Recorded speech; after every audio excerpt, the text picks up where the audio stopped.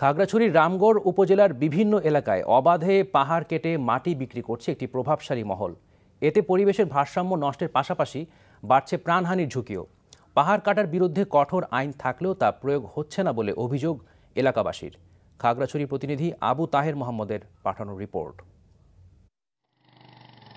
রামগড়ের শ্মশানটিলা, পূর্ব চৌধুরীপাড়া, বদ্যটিলা, কালাডেবা, কালুরটিলা ও খাগড়াবিল সহ কমপক্ষে 10টি এলাকায় পাহাড় কেটে মাটি বিক্রি করে দিচ্ছে একটি প্রভাবশালী মহল। কোথাও বাড়িঘর নির্মাণের প্রলোভন দিয়ে, আবার কোথাও ভয়ভীতি দেখিয়ে কাটা হচ্ছে পাহাড়।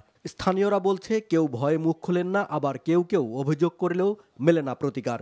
জনপ্রতিনিধি আর পুলিশ প্রশাসনের বিরুদ্ধে অভিযোগ এলাকাবাসীর। তো এখানে পুলিশ আসে নাই কাটার সময়? কাটার সময় আসে, কাটার পরও আসে। দৃষ্টি আকর্ষণ করার পরে যথাযথ প্রশাসন পদক্ষেপ নিচ্ছে না।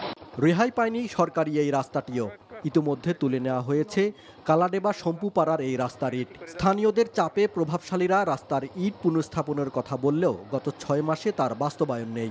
আমি তো ইচ্ছা করি কারো পাহাড় কাটতে দিই, এখন যারা ওই ঘর বাঁধতে কষ্ট বললে এইগুলা কাটি সমান করে দিই। স্থানীয়দের অভিযোগ, এক্ষেত্রে প্রশাসনের নজরদারি নেই এবং বিশেষ করে পুলিশের বিরুদ্ধে তাদের অভিযোগ আপনাদের সহায়তায় কাটা হচ্ছে। এটা সঠিক না। পাহাড় কাটার পেছনে মোটা অঙ্কের অর্থ লেনদেন হয় উল্লেখ করে প্রশাসনের নজরদারি বাড়ানো ও চিহ্নিত ব্যক্তিদের আইনের আওতায় আনার দাবি জেলার দুর্নীতি প্রতিরোধ কমিটির। ইদানিং কিছু জায়গাতে পাহাড় এমনভাবে কাটা হচ্ছে যেখানে জনজীবন ক্ষতিগ্রস্ত হচ্ছে। মাসখানেক আগে শম্পুপাড়াতে পাহাড় কেটে রাস্তা এমনভাবে বিচ্ছিন্ন করে ফেলা হয়েছে, এটা মানুষের লাশ পরিবহন করার মতো ব্যবস্থা ছিল না। শুধু কথাই নয়, পাহাড় কাটা বন্ধে আইনের যথাযথ প্রয়োগ চান পাহাড়ি জনপদের বাসিন্দারা।